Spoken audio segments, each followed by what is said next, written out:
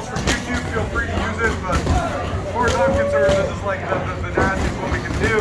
So to set this one up, I'm waiting for my opponent to grab this wrist, and then I'm going to try to take control of his hand with my opposite hand. It's pretty easy to get the guy to grab your wrist. You just threaten to choke. So when I go to choke, he grabs my wrist. And then remember, if I'm looking to own someone else's hand, I want to grab between their wrist bone and their pointer knuckle. That's what's going to give me the leverage that if Chris tries to like pull this arm somewhere else, once I have it, it's going to be very difficult. I'm skipping steps, I'm sorry. To hit this trap play, you have to be offset from the seatbelt. So this is what this means. I have a seatbelt, there's an arm in the seatbelt and an arm out.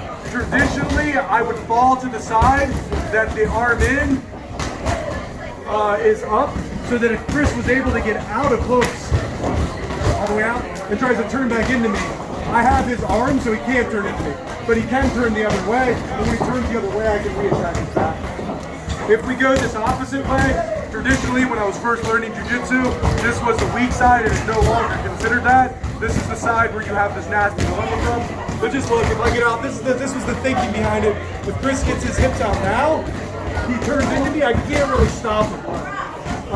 And as simple as that stupid escape is, that's my favorite escape from back home. I go right to deep half from there, it's really easy. So from here, I'm gonna fall.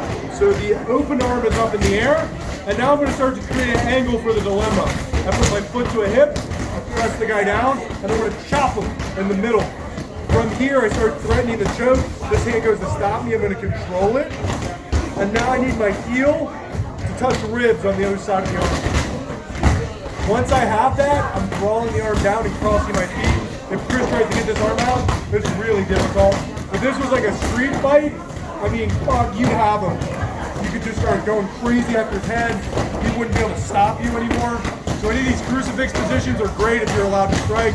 The other hand, I'm gonna own it at the end of the lever. Just from the angle I'm going, I want pinky knuckle. So if I grab Chris's wrist and you extend your arm to get away, he's gonna get away. If I grab the end of the lever and he goes to get away, he's covered, he's not getting away. And then from here, I'm taking my thumb, I'm going under the chin, under the chin, under the chin. And what'll happen is as I'm going, Chris will jump to the other side of my forearm and sometimes get his chin low. So for this one, since you have him so far up a creek, you go under the chin, and if he jumps his chin, I follow his chin with the web of my thumb. The web of my thumb is like a little catcher, like a little net holding his chin. He turns it to, yep, I stay in, and then you'll eventually get the shoulder, and then this one's vicious, it finishes like a gi choke. I do the same hook I did before, but I start withdrawing my elbow back to get the tap.